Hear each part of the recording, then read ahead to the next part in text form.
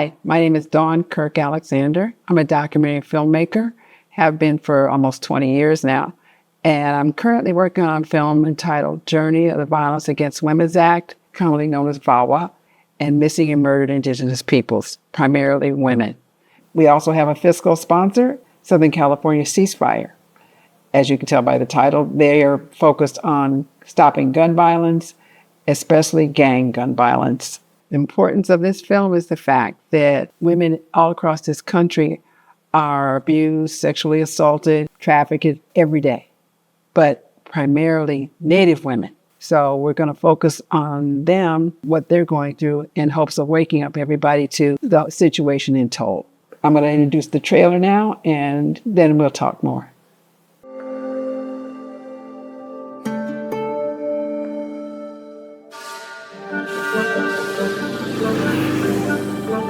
It was 2019 when the Attorney General Barr came up to Alaska, and he did a visit in the villages. And shortly after visiting a couple different villages, he declared a law enforcement emergency with what he saw with the crimes, such as domestic violence and the sexual assault. In addition, $10 million was given to the state of Alaska to help combat some of the issues in the villages after Attorney General Barr's visit.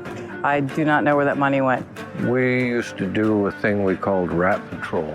We would go down the streets of Anchorage, mainly 4th Avenue at the time, because the street was lined with bars. The indigenous people would go down there and they would have a little bit too much, or they would get drugged, and the next thing you know, bad things happened to them by the bad people that are there.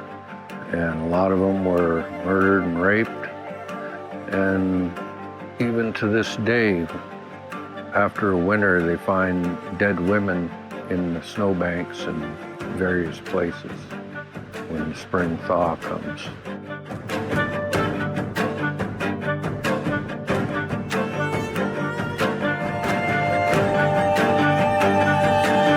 In Alaska, actually, the trafficking is a lot more prominent than what people think.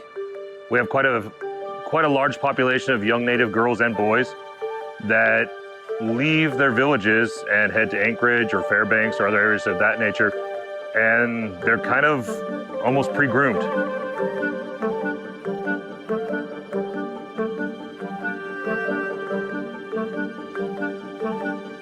I grew up around family with my older cousin. She wasn't the best influence.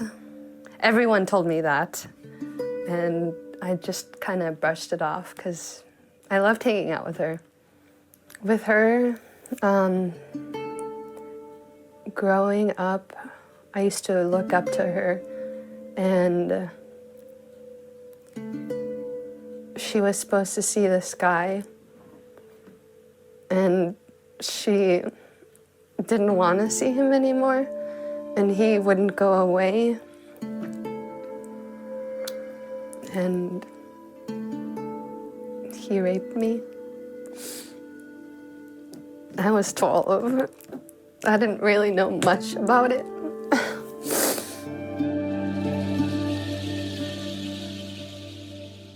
In 1992, I was shot by my abusive husband, and I had no federal protections to turn to. The resources and coordinated community responses we now rely on did not exist at that time. I often wonder how different things could have been for me and for my son had VAWA been in place at that time.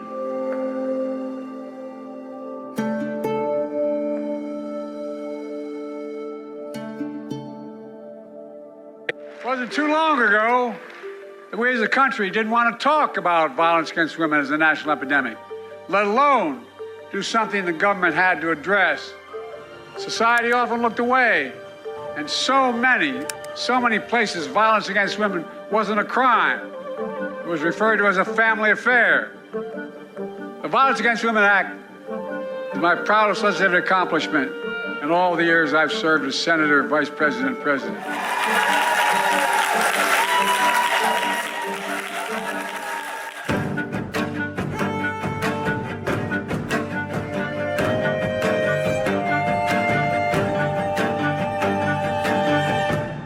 I hope you found that interesting. I would like to say enjoyable, but the subject is not necessarily one that you can enjoy. It's just something that we need to be well aware of and hopefully do something about. So now I'll go ahead and show you our pitch deck so you can see the story, the framework behind this documentary. As you see, we have a log line and we have our narrator, the well-known actress and award-winning actress, Frances Fisher. Then we have a picture of Obama when he reauthorized the Violence Against Women's Act. This is a picture of him with Tilly Blackbear. You'll see her further in. You can click on watch the trailer and give it a look again or show it to someone that you'd like to share it with.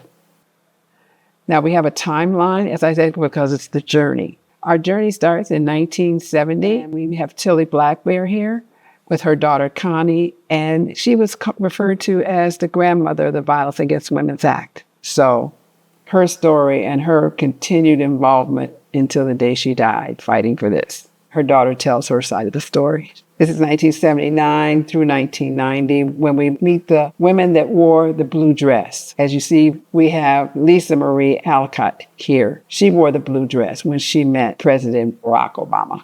Then we have family stories. We have the Department of Justice in 1990 when then Senator Biden stood up and advocated for the Violence Against Women's Act. And that started his journey with it. He continued on for over 30 years fighting for this. Then we have bipartisan support showing here and several Congresses that signed the bill. President Clinton, when he signed the bill in 1994. We also have Donna. She's the police chief in Tickaloon, Alaska.